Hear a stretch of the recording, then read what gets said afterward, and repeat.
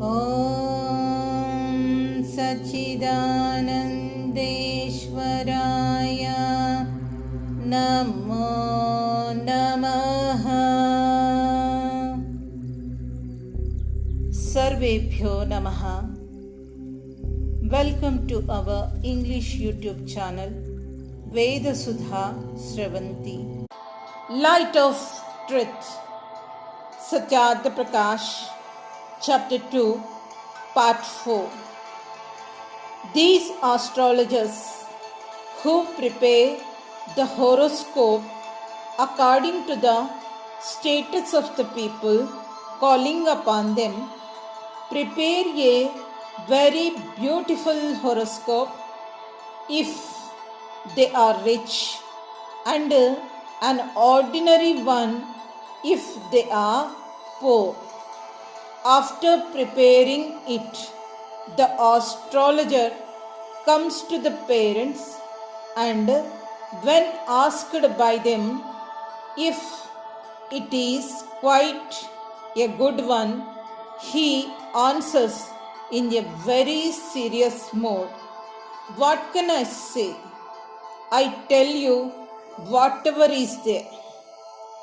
They go on to say that the time of the birth of this child is conjoined with very good planets, and other friendly planets are very good.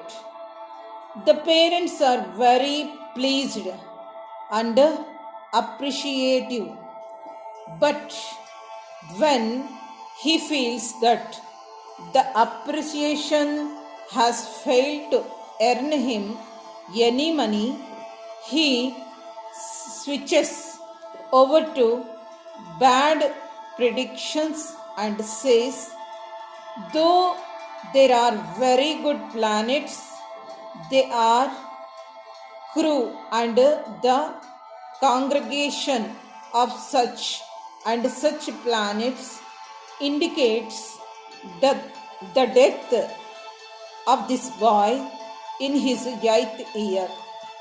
Consequently, the parents who were enjoying the birth of their son fall into grief and ask him with all seriousness if anything can be done to avoid this death.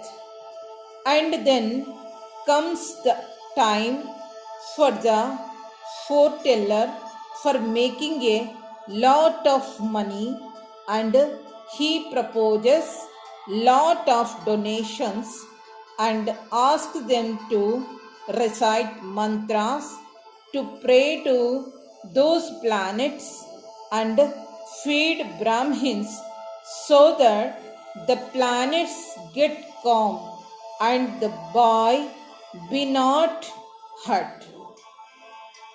But while saying this, he uses the word "I presume," and he uses it deliberately, because if the boy dies even after performing all these things, he could have a chance to say that he had only guessed and that he was not the master.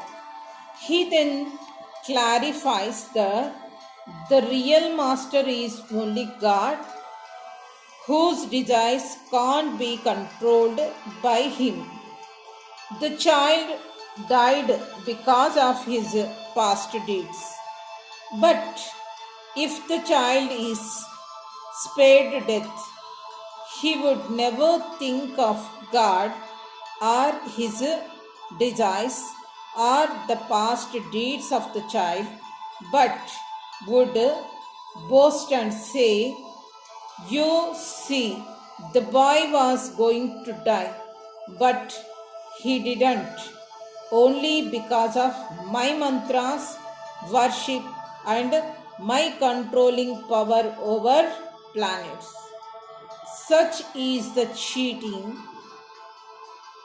device of these people. Therefore, the children must be warned that whatever happens in life is due to past deeds and not by planets or other people. Once a man has committed a sin, he can't be spared its consequences. If he has done good deeds in the past, he will surely have good results in this life, and no planets or their people could hinder them. God's rule is eternal and nobody can change his law. Therefore, it is good that whenever such people come to their houses, they should ask them if they have not been through misery at any time, or if they have been able to prevent the deaths of their parents or their children, or if they are quite certain that they will not die. When these fortune tellers are asked such questions, they realize that they would not be able to cheat or misguide the people in the house, and they go away. If the children are not taught all these things in childhood, they may very easily fall victim to all such people spreading superstitions to their own advantage. Conclusion. It is the duty and responsibility of parents to teach children. The nature of a child starts forming from the time he is in the womb. The mother teaches him with the help of her thoughts, behavior, and conduct. After birth, she should teach him the proper way of life and bring him up in such a way that he imbibes the qualities of kindness, truthfulness, and respect for elders. He should be trained to avoid bad company and also to save himself from all kinds of superstitions.